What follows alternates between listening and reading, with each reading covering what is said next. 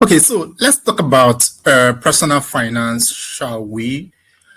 So in this video, I just want to take us through five basic lessons on personal finance.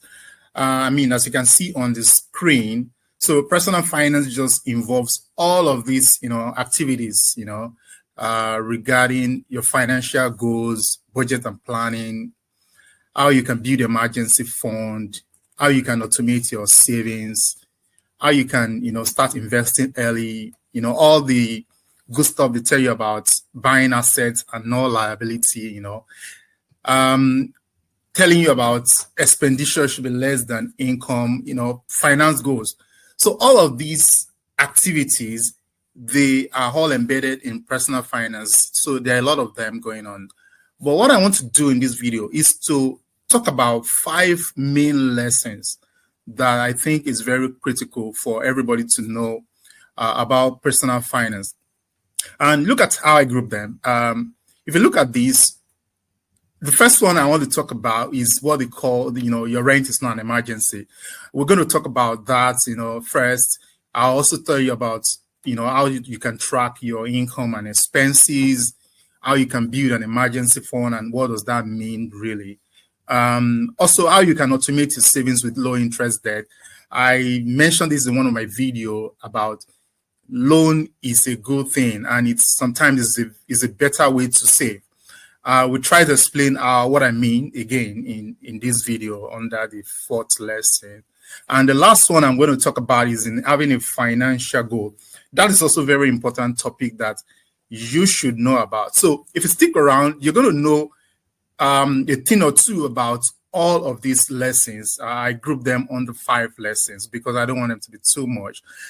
But the first one, which I want to talk about, is that your rent is not an emergency. And this is a very important point. It sounds very harsh, but the moment you start begging people for rent, then you are in a problem. And you need to really trace back that problem. The moment you borrow to pay rent and you do that consistently, that is also a financial problem.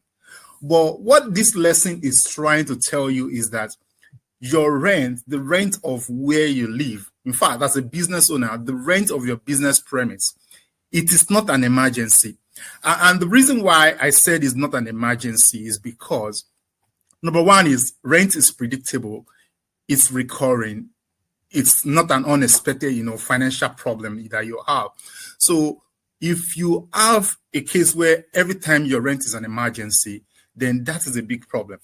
And what I want to propose as a solution to this is because, especially, in a country like Nigeria, most people pay rent annually. And the problem with paying rent annually is that you assume that when you pay that rent is gone and you have to wait for another 12 months to figure out how to pay the next rent. No, that's not how it works. So the way you should think about it is that if you pay a rent of 1.2 million annually, for instance, what that technically means is that every month out of your salary, 100,000 naira must come out from your salary before you spend on other things. And you must keep that money aside. So if you think about it that way, then it gives you a very clear picture of how do you prevent this financial disaster called emergency rent.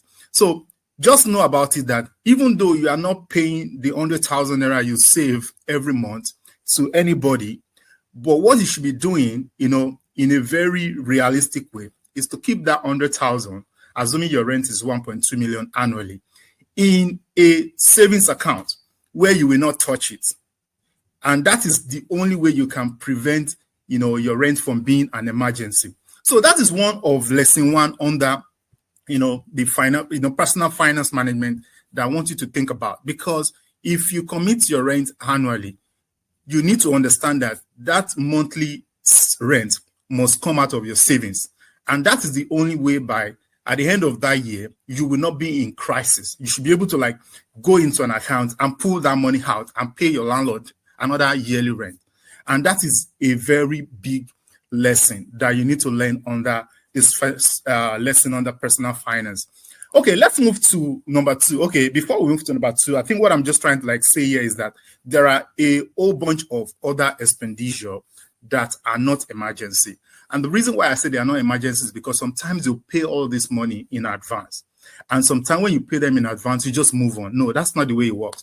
If you pay the school fees of your child or of your wards, of your children, blah, blah, blah, and that runs for like a year or, 3 months, as the term could be, what you should be doing is that you should be keeping, a monthly, apportionment of that fees from your salary. I'm just saying that your salary, when it comes to your account, it needs to be broken down logically into different expenses.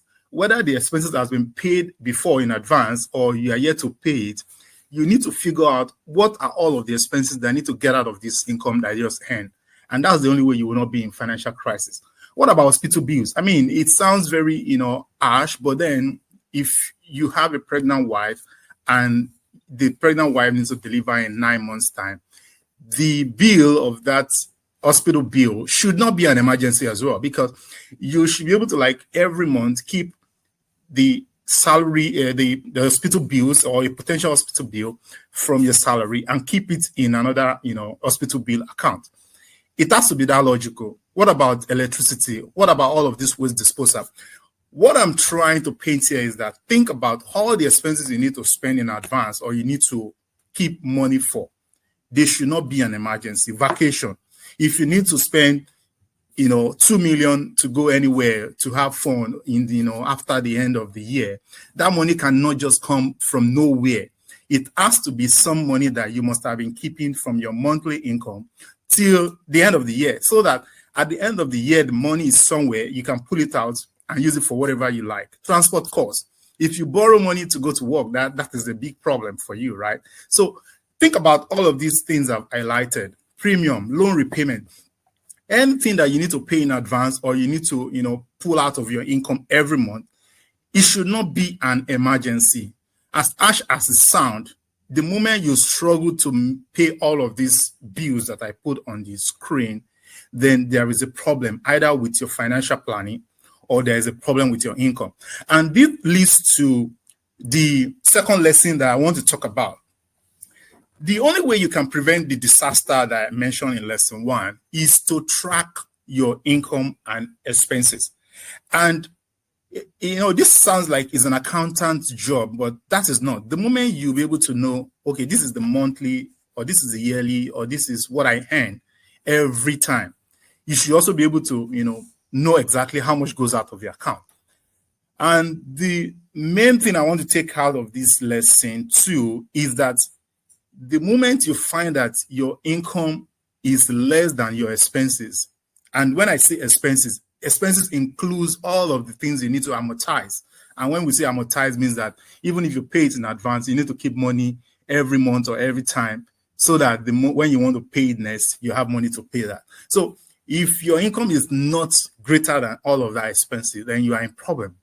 And every time you are running this race where your expenses are higher than your income, so you either increase your income, reduce some of the expenses, but if you cannot do any of these two, then you are just poor. And that is when you need to realize that, okay, I'm a poor person and I need to know how to get out of this poverty. Okay, that's by the way. The third one, which I want you to think about very critically, is that you need to build an emergency fund. This is not something most people appreciate, but you need to realize that there are emergencies in this life and there's nothing you can do about them. Yes, no matter how smart, great you are on your job, you can be unemployed. You can lose your job. And you can lose your job not because of your own fault. You can lose your job just because your company is not doing well and you have to let go of you. So if you think about all of these unexpected things happening to you, like your car just have a problem and you need to buy a new engine, you have medical issues and you need to fix that and you haven't planned for all of that.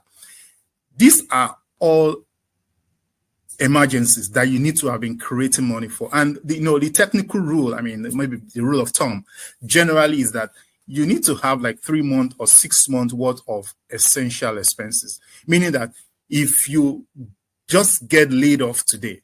For the next 3 months, you should be able to survive without having to borrow. It may not be easy, but that is one of the things you need to think about in terms of your personal finance in building an emergency fund. It is that straightforward. And that's the third lesson I want you to think about. So let's move to the fourth one. And this is the one I mentioned about debt being a very good way to save. Yeah, so many people don't agree with me on this, but let me try to explain again. If you want to buy something, make big purchases, you need to think about whether you have access to low interest loan. And the reason why I always say this is that even if you want to buy a car, it is easy to borrow to buy a car than to save to buy a car. And whether because of inflation or whether because if you save and you don't invest it, something can crash into that your savings. The solution I propose to that is that if you need to buy something big purchases, if you want to buy a car, you want to even buy a house, you want to even buy very expensive gadget like a TV, things like that. Sometimes you have access to some of the low interest loans, like, your employer can give you money at 0 interest or 5% interest. You can tap into cooperative societies that give you very low interest loan. So microfinance banks as well give low. What I'm saying is that if you get this loan and you buy what you need to buy, the advantage of that is that every month you know that you are committed to paying that money back. But then instead of paying that money back in form of loan, if you have said, okay, I want to be saving this money, you may not have the discipline to save that money. I'm just saying that, think about it.